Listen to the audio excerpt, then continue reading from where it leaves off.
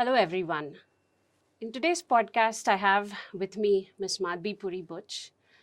She was the first woman to head SEBI, and she was also the first non-bureaucrat to be at the helm of affairs at SEBI.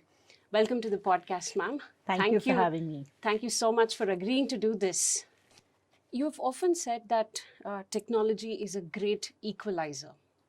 How do you see innovation enabling deeper financial inclusion, especially in a country like India?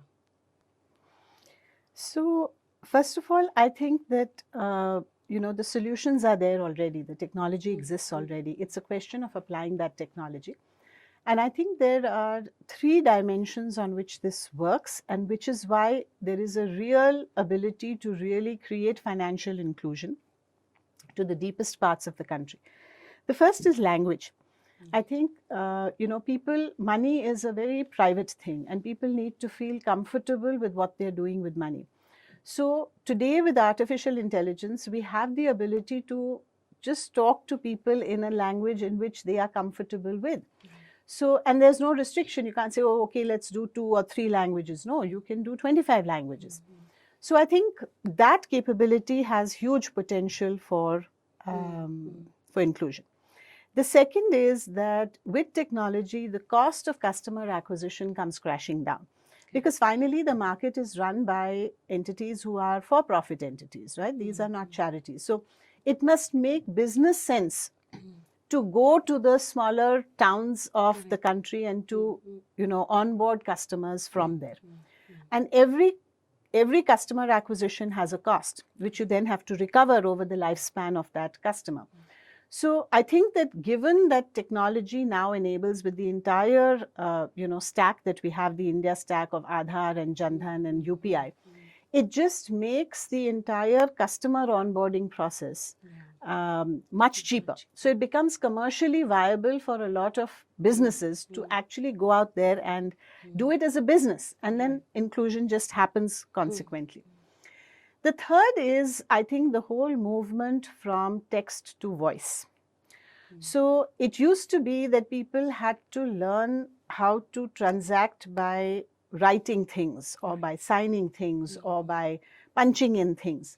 Today you can just give an instruction using your voice, right? So if you think about how, our domestic help uses WhatsApp, right? It doesn't matter if they can't read or write, right? They can just, if they want to say, okay, madam, I want to buy this, they'll just send me a picture of it. Or if they want to say something, they'll just record it. So I think this voice enablement of all transactions is the third big enabler, which will just make it so easy for people, and they will have no hesitation. They can speak in their own language and transactions will just happen. So I think this is just ripe. We are at a wonderful time in the history of the markets where inclusion is now just so easy. Right.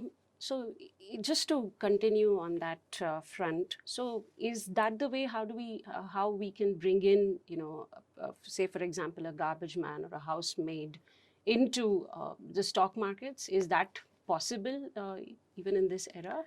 I think it's very much possible. The question is, what is an appropriate avenue for them? So, if you think about it, most people who are employees, they have some amount of money going to, let's say, Provident Fund. Right. Now, some portion of that Provident Fund is anyway going into the markets. It's not going directly from them, but it's going indirectly. Now, what happens in the informal sector is there is no Provident Fund.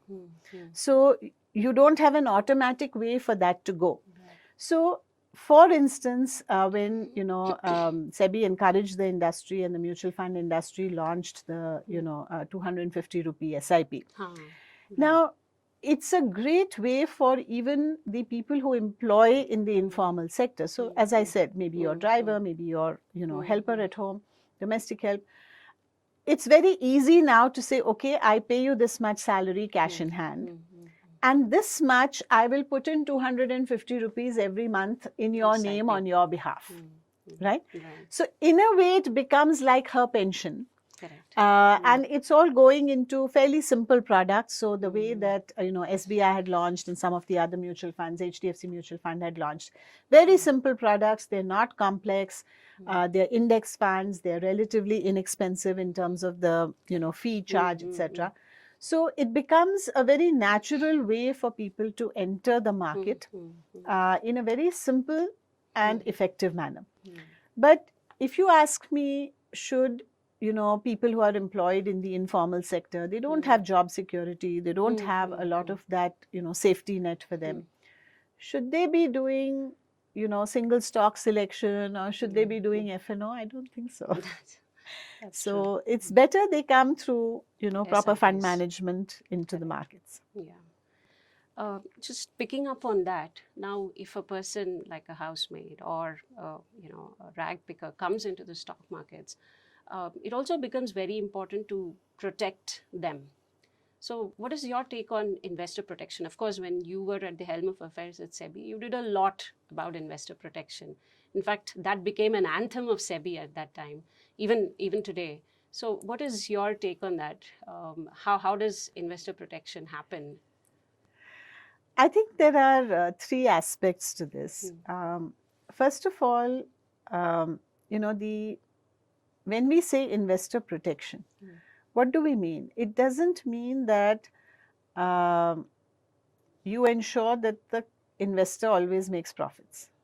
That's not investor protection, right? Yes. So, what does investor protection mean? Investor protection means that there should be no abuse of the investor by other people, either on account of information asymmetry or just outright fraud or market manipulation. So, it is the regulator's job to prevent abuse of the investor, through all of these mechanisms. And I think that has always been at the center of everything that SEBI does since the time it came into existence. So it is nothing new.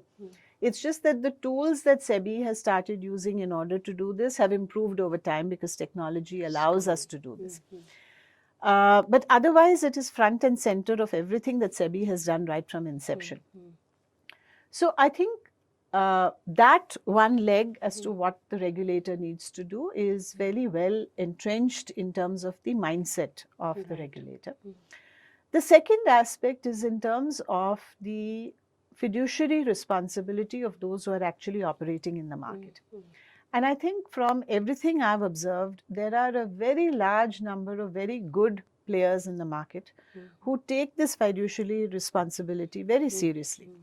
And they construct the right products for the investors. Is there some amount of mis-selling that happens at the ground level? Sure, that is natural. There is after all, a commercial incentive to sell, and sometimes that can happen. But I don't think that the formal channel that is there is really, has a big problem. I don't believe that. Where the problem comes is where there is mis-selling, misleading advertising, misleading influencing, which comes from the social media. So unregistered people giving investment advice, the so-called finfluencers who are unregistered, and many of them are misaligned. They are getting their money from some place to pump and dump shares.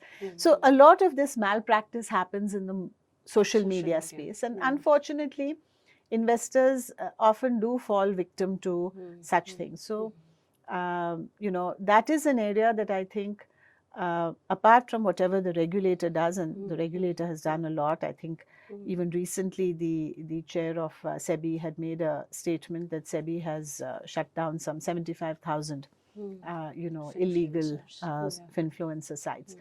So, all of that is happening. But I think investors themselves also need to take responsibility for that. So if they get tempted and, the FOMO or the greed creeps in, and then they are tempted to, follow the advice, the get rich quick schemes, there is no such thing. It's just fraud. So if they get tempted into it, they will lose money, and they need to take responsibility for themselves as well. So that's the third leg. So the regulator needs to do something. The market participants need to play that role of fiduciary very responsibly. And then the investors themselves do need to be careful. And, while a lot of emphasis needs to be laid on investor education, I think people have common sense. If it's too good to be true, it is usually too good to be true, right? So fraud thrives on just that weak moment that people have. They know that this is risky, that, if somebody is giving me, if somebody says a bank is giving me 7.5% and this person saying I'll give you 25%, it's too good to be true. So, but in a weak moment you fall victim to it. So I think investors need to also be a little more responsible for their own actions. Sure. So one barrier to financial inclusion is, mistrust in the financial markets. Now, how do we build trust in people about the financial markets? Is it easy to build trust in people about the markets? See, what is the trust that we want to build? The trust goes back to the concept of investor protection, what we were discussing earlier. If the investor believes that he will not be abused in the system, there will be trust. Right. Now, there will always be some bad actors in any space, right? And wherever there is money, there is greed. Wherever there is greed, there will be some bad actors. So the whole task really is that at one level, the industry comes together, formulates standards, and this is something that has been going on for the last couple of years very, very effectively. That the industry itself comes up with its own operating standards, which give that comfort to say that these are standard procedures being followed by everybody.